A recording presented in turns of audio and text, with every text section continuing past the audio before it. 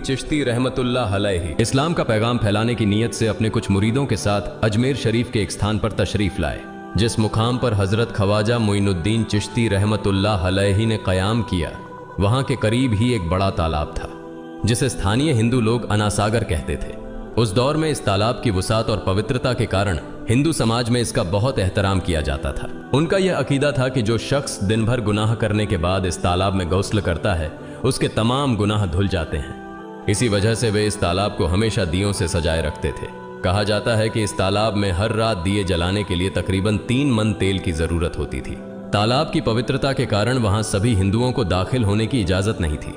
सिर्फ आला तबके के ब्राह्मण ही वहां गौस्ल कर सकते थे और तालाब के पानी को छू सकते थे। उनका यह मानना था कि अगर ब्राह्मणों के अलावा कोई और तालाब के पानी को छू ले तो पानी नापाक हो जाएगा। हजरत ख्वाजा मोइनुद्दीन चिश्ती रहमतुल्लाह अलैहि और उनके मुरीद लंबे सफर से थके हुए थे।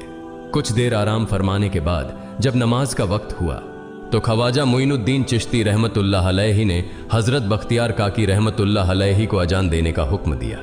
हुक्म पाकर हजरत बख्तियार काकी रहमतुल्लाह अलैहि ने अजान देना शुरू किया। उस वक्त हिंदुस्तान में तौहीद का पैगाम और अजान के अल्फाज किसी ने नहीं सुने थे। जब लोगों ने पहली बार अजान के अल्फाज सुने तो उनके दरमियान हलचल मच गई। लोग अपने घरों से बाहर आकर एक दूसरे से कहने लगे, ये फकीर लोग कहां से आ गए और ये क्या पढ़ रहे हैं। अजान खत्म होने के बाद हजरत ख्वाजा मोइनुद्दीन चिश्ती रहमतुल्लाह अलैहि और उनके साथियों ने अनासागर तालाब पर जाकर वुजू करना शुरू किया। जब हिंदू पुजारियों ने देखा कि एक अजनबी दरवेश उनके मखसूस तालाब का इस्तेमाल कर रहा है तो उनके दिल में गुस्से की आग भड़क उठी। एक पुजारी बोला, यह दरवेश कहां से आ गया? बिना हमारी इजाजत के इसने हमारे पाक तालाब को हाथ लगा दिया। हम इस तालाब को कितना मुकद्दस मानते हैं और इन मुसाफिरों ने इसे नापाक कर दिया है। इसका कोई हल निकालना ही होगा। इसके बाद हजरत ख्वाजा मोइनुद्दीन चिश्ती रहमतुल्लाह अलैहि ने तमाम साथियों के साथ मिलकर जमात के साथ नमाज अदा की। लोग ये मंजर देखने लगे और कहने लगे, ये तो कोई अजीब फकीर है। हमारे मंदिरों में सब देवी देवता मौजूद हैं और ये उनकी इबादत न करके किसी नए खुदा की इबादत कर रहा है। अगर मंदिर के बाहर भी कोई खुदा है तो उसे भी मंदिर में रखा जाना चाहिए ताकि लोग उसकी भी पूजा कर सकें। शाम ढलने लगी। शाम होते ही राजा पृथ्वीराज के ऊंटों के चरवाहे अपने ऊंट लेकर उस जगह पहुंचे। इत्तेफाक से हजरत ख्वाजा मोइनुद्दीन चिश्ती रहमतुल्लाह अलैहि उसी जगह पर तशरीफ फरमा थे जहां आमतौर पर राजा के ऊंट आराम किया करते थे। चरवाहों ने देखा कि एक दरवेश का काफिला उनके मुकाम पर आकर बैठा है। उन्होंने हजरत ख्वाजा मोइनुद्दीन चिश्ती रहमतुल्लाह अलैहि और उनके साथियों से कहा, अरे फकीर बाबा, आप कहां से तशरीफ लाए हैं और यहां आकर बैठ गए? क्या आपको मालूम नहीं कि यहां रोजाना राजा पृथ्वीराज के ऊंट आराम फरमाते हैं? राजा के ऊंट यहां आराम करते हैं। ये जानते हुए भी आपने यहां बैठने की जुर्रत कैसे की? हजरत ख्वाजा मोइनुद्दीन चिश्ती रहमतुल्लाह अलैहि ने उन चरवाहों को नरमी से जवाब दिया, बाबा, हम मुसाफिर हैं और अनजान हैं। हमें मालूम नहीं था कि इस मुकाम पर राजा के ऊंट आराम करते हैं। चूंकि हम पहले ही यहां रात गुजारने का इरादा कर चुके हैं, तुम अपने ऊंटों को आज किसी और जगह आराम देने ले जाओ। आसपास बहुत सी जगहें हैं। हजरत ख्वाजा मोइनुद्दीन चिश्ती रहमतुल्लाह अलैहि का जवाब सुनकर पृथ्वीराज के चरवाहे बोले, फकीर की हिम्मत तो देखो, कहता है कि राजा के ऊंटों को कहीं और ले जाएं और खुद यहां बैठे रहेंगे। फकीर बाबा, यह तो हरगिज मुमकिन नहीं है। राजा के ऊंट अपने ही मुकाम पर बैठेंगे। यह कहकर चरवाहों ने हजरत ख्वाजा मोइनुद्दीन चिश्ती रहमतुल्लाह अलैहि और उनके साथियों को वहां से उठाने के लिए दुर्व्यवहार करना शुरू कर दिया। हजरत ख्वाजा मोइनुद्दीन चिश्ती रहमतुल्लाह अलैहि बहुत ही सरल स्वभाव के थे। जब उन्होंने देखा कि चरवाहे दुर्व्यवहार कर रहे हैं तो उन्होंने बख्तियार काकी रहमतुल्लाह अलैहि से कहा, बख्तियार, हम यहां बैठकर क्या करेंगे? जब राजा के ऊंटों को यहीं बैठाना है तो रहने दो, ऊंट यहीं बैठे, हम यहां से जा रहे हैं। यह कहकर हजरत ख्वाजा मोइनुद्दीन चिश्ती रहमतुल्लाह अलैहि अपने साथियों के साथ वहां से चले गए। अगली सुबह जब ऊंटों को फिर से चरागाह में ले जाने का समय आया तो चरवाहे ऊंटों को उठाने की कोशिश करने लगे, लेकिन बार बार कोशिश के बावजूद वे ऊंटों को उठा नहीं सके, क्योंकि अल्लाह के वली हजरत ख्वाजा मोइनुद्दीन चिश्ती रहमतुल्लाह अलैहि ने कहा था कि ऊंट यहीं बैठेंगे। अल्लाह रब्बुल आलमीन ने उनकी यह दुआ कबूल कर ली थी और ऊंटों को आदेश दिया था कि जब तक मोइनुद्दीन चिश्ती खुद नहीं कहेंगे तब तक वे यहीं बैठे रहेंगे। इसके बाद चरवाहे ऊंटों के न उठने का कारण जानने लगे। उनमें से एक नेक चरवाहा था जिसने कहा, क्या तुम्हें याद है कि हमने कल यहां से एक दरवेश को उठाया था? जाते जाते उन्होंने कहा था कि हम जा रहे हैं, राजा के ऊंट यहीं बैठेंगे। मुझे लगता है कि उनके कहे शब्दों के कारण ही राजा के ऊंट उठ नहीं पा रहे हैं। शायद वह कोई बड़े वली हैं या अल्लाह का कोई अवतार है। इस बात को महामहिम राजा के समक्ष रखते हैं। इसके बाद चरवाहे पृथ्वीराज के पास पहुंचे और हाथ जोड़कर निवेदन किया, महाराज, हमने बहुत कोशिश की, लेकिन आपके ऊंटों को उनके स्थान से नहीं उठा सके और उन्हें चरागाह में घास चराने नहीं ले जा पा रहे हैं। राजा पृथ्वीराज ने आश्चर्य से पूछा, क्या ऊंटों को कोई बीमारी है जिस कारण वे उठ नहीं पा रहे? चरवाहों ने कहा, महाराज, ऊंट पूरी तरह स्वस्थ हैं, उन्हें कोई बीमारी नहीं है। पृथ्वीराज ने कहा, तो फिर वे अपनी जगह से क्यों नहीं उठ रहे? चरवाहों ने कहा, महाराज, कल उस स्थान पर एक दरवेश बैठे थे, हमने उनके और उनके साथियों के साथ काफी दुर्व्यवहार किया और उन्हें वहां से उठा दिया था। जाते जाते उन्होंने कहा था, राजा के ऊंट यहाँ बैठेंगे और उठेंगे नहीं। हमें लगता है कि दरवेश की बद्दुआ के कारण ही ऊंट अपनी जगह से नहीं उठ पा रहे हैं। तब पृथ्वीराज ने हुक्म दिया, अच्छा, जाओ और उस दरवेश को मेरे पास ले आओ। जब हजरत ख्वाजा मोइनुद्दीन चिश्ती रहमतुल्लाह अलैहि पृथ्वीराज के दरबार में पहुंचे तो पृथ्वीराज ने उनसे पूछा, ए दरवेश, आपने मेरे ऊंटों को क्यों पंगु बना दिया है? मेरे ऊंट भूखे मर रहे हैं, कृपया अपना जादू उनसे हटा लें। अगर जादू नहीं हटाया तो मेरे ऊंट भूखे मर जाएंगे। पृथ्वीराज की बात सुनकर हजरत ख्वाजा मोइनुद्दीन चिश्ती रहमतुल्लाह अलैहि मुस्कुराते हुए बोले, हे अल्लाह के बंदे, हम मुसलमान हैं और मुसलमान कभी जादू नहीं करते। तुम्हारे ऊंटों को मैंने नहीं बल्कि इस संसार के पालनहार महान अल्लाह रब्बुल आलमीन ने बैठाया है। उनकी आज्ञा से ऊंट बैठे हैं और उनकी आज्ञा से ही उठेंगे। लेकिन मैं उस सर्वशक्तिमान से प्रार्थना कर सकता हूं कि वह तुम्हारे ऊंटों को उठने की अनुमति दे। इसके बाद हजरत ख्वाजा मोइनुद्दीन चिश्ती रहमतुल्लाह अलैहि ने अल्लाह से दुआ की, हे अल्लाह, इन ऊंटों को उनकी जगह से उठने की तौफीक दें।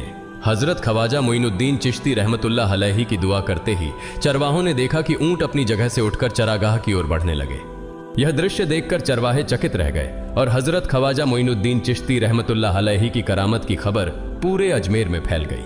जैसे जैसे हिंदुओं के बीच हजरत ख्वाजा मोइनुद्दीन चिश्ती रहमतुल्लाह अलैहि की करामत की बातें फैलने लगीं और इस्लाम की महानता उनके सामने प्रकट होने लगी, मंदिर के पुजारी भयभीत हो गए। वे सोचने लगे, अगर यही चलता रहा तो सभी हिंदू मुसलमान बन जाएंगे। तब वे पृथ्वीराज के पास पहुंचे और निवेदन किया, महाराज, ये दरवेश हमारे राज्य में अशांति फैला रहे हैं।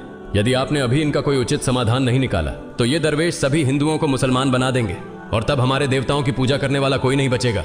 आप इन्हें यहां से भगा दें, नहीं तो ये हमें यहां से बाहर निकाल देंगे। महाराज, हम आपको एक और भयावह बात बताना चाहते हैं। ये दरवेश कहते हैं कि जिन मूर्तियों की हम पूजा करते हैं वे पूजनीय नहीं है।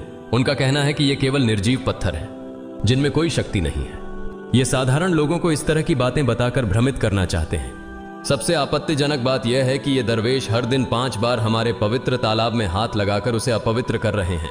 पुरोहितों की बात सुनकर पृथ्वीराज ने हजरत ख्वाजा मोइनुद्दीन चिश्ती रहमतुल्लाह अलैहि को बुलाया। जब हजरत ख्वाजा मोइनुद्दीन चिश्ती रहमतुल्लाह अलैहि उनके दरबार में पहुंचे तो पृथ्वीराज ने कहा, ए दरवेश, हम देख रहे हैं कि आप गोमाता का मांस खाते हैं और हमारे देवताओं का अपमान करते हैं। हमारे धर्म के बारे में तरह तरह की उल्टी सीधी बातें कर रहे हैं।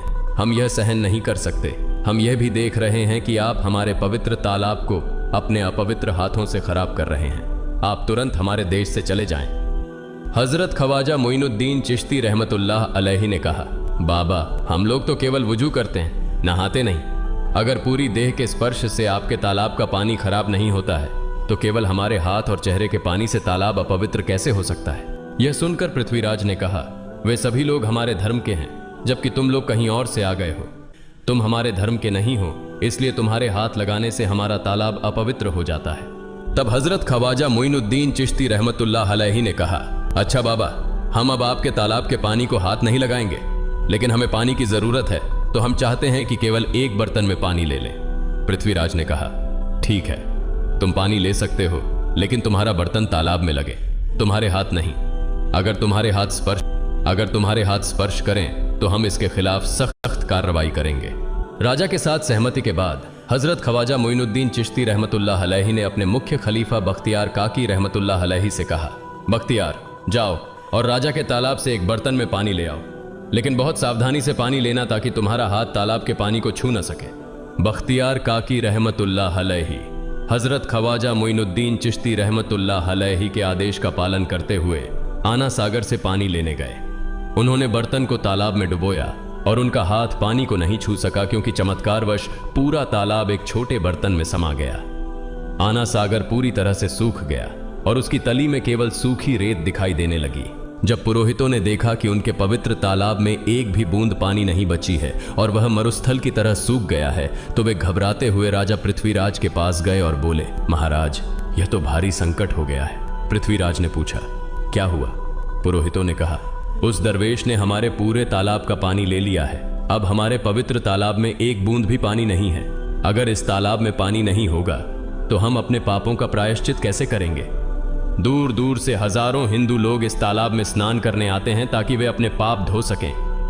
अगर पानी नहीं रहेगा तो वे यहां आना बंद कर देंगे, जिससे हमारा बड़ा नुकसान होगा और अजमेर की मान मर्यादा मिट्टी में मिल जाएगी। पृथ्वीराज गहरे विचार में पड़ गए।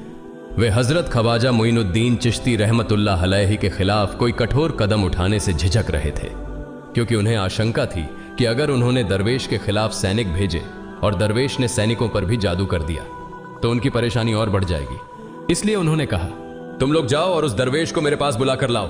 मैं देखता हूं कि वह क्या चाहता है। अगर उसकी मांग उचित होगी तो हम उसे मान लेंगे, और यदि उचित नहीं हुई तो हम माफी मांगकर अपना तालाब का पानी वापस ले लेंगे। जब हजरत ख्वाजा मोइनुद्दीन चिश्ती रहमतुल्लाह अलैहि पृथ्वीराज के दरबार में पहुंचे तो पृथ्वीराज ने कहा, ऐ बाबा, आपने हमारे तालाब का सारा पानी ले लिया है। हम अपने पापों का प्रायश्चित कैसे करेंगे? पूरे दिन के पाप हम इस तालाब में स्नान करके धोते हैं। अगर तालाब में पानी नहीं होगा तो हम अपने पाप कैसे धोएंगे? हजरत ख्वाजा मोइनुद्दीन चिश्ती रहमतुल्लाह अलैहि ने उत्तर दिया, देखो बाबा, तुम्हारे पास आना सागर है, पर दुनिया के हर कोने में ऐसा तालाब नहीं है, तो क्या वे लोग अपने पाप कैसे धोएंगे? पापों को धोने की ताकत इस तालाब के पानी में नहीं है। पापों को माफ करने वाला केवल अल्लाह है, जिसने आकाश, धरती और पूरी सृष्टि बनाई है। उसकी इजाजत के बिना एक पत्ता भी नहीं हिलता। इसलिए मैं तुम्हें इस भ्रम को छोड़कर सही राह पर आने की दावत देता हूं। वहां मौजूद हजारों हिंदू हजरत ख्वाजा मोइनुद्दीन चिश्ती रहमतुल्लाह अलैहि की बातें मंत्रमुग्ध होकर सुन रहे थे। इसके बाद उन्होंने कहा, जाओ बख्तियार, जिस बर्तन में तुमने तालाब का पानी लिया था उसे वापस तालाब में डालाओ। बख्तियार काकी रहमतुल्लाह अलैहि हजरत ख्वाजा मोइनुद्दीन चिश्ती रहमतुल्लाह अलैहि के हुक्म से आना सागर में बर्तन का पानी डालने गए। जैसे ही बर्तन का पानी तालाब में डाला, आना सागर फिर से पानी से लबालब भर गया। इस चमत्कार को देखकर वहां मौजूद कई हिंदुओं ने कलमा पढ़कर इस्लाम कबूल कर लिया। यह देखकर हिंदू पुरोहितों और पंडितों की चिंता बढ़ गई। वे पृथ्वीराज के पास गए और बोले, महाराज, यदि अब कोई उपाय नहीं किया गया तो सारे हिंदू मुसलमान हो जाएंगे। पृथ्वीराज ने कहा, मुझे सलाह दो, इस दरवेश का मुकाबला कैसे किया जा सकता है? पुरोहितों ने कहा, यह दरवेश एक बड़ा जादूगर है, इसलिए इसका मुकाबला भी जादू से करना होगा। हमारे बीच एक बड़े पुरोहित और जादूगर रामदेव हैं, उन्हें इसके मुकाबले में भेजें।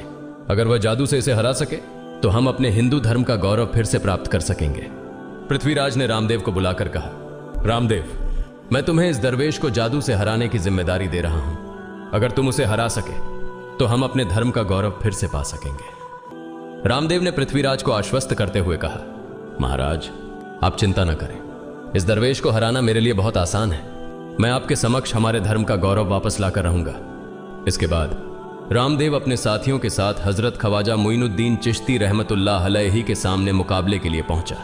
उसने कहा, मोइनुद्दीन, अगर तुम में ताकत है तो मुझसे जादू का मुकाबला करो। मैंने तुम जैसे बहुत से जादूगरों को हराया है, तुम्हें हराना तो मेरे लिए साधारण बात है। हजरत ख्वाजा मोइनुद्दीन चिश्ती रहमतुल्लाह अलैहि ने उसकी बातों का कोई जवाब नहीं दिया।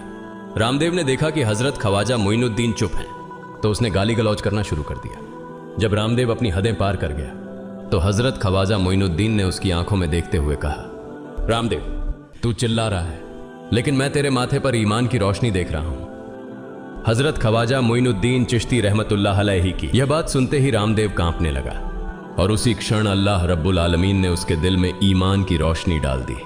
रामदेव हजरत ख्वाजा मोइनुद्दीन चिश्ती के चरणों में गिर पड़ा और बोला, हे अल्लाह के वली, मैंने आपके साथ बहुत बेअदबी की है, मुझे माफ करें और मुझे कलमा पढ़ाकर इस्लाम की राह दिखाएं। हजरत ख्वाजा मोइनुद्दीन चिश्ती रहमतुल्लाह अलैहि ने रामदेव को कलमा पढ़ाया और उनका नाम रखा मोहम्मद सादिक।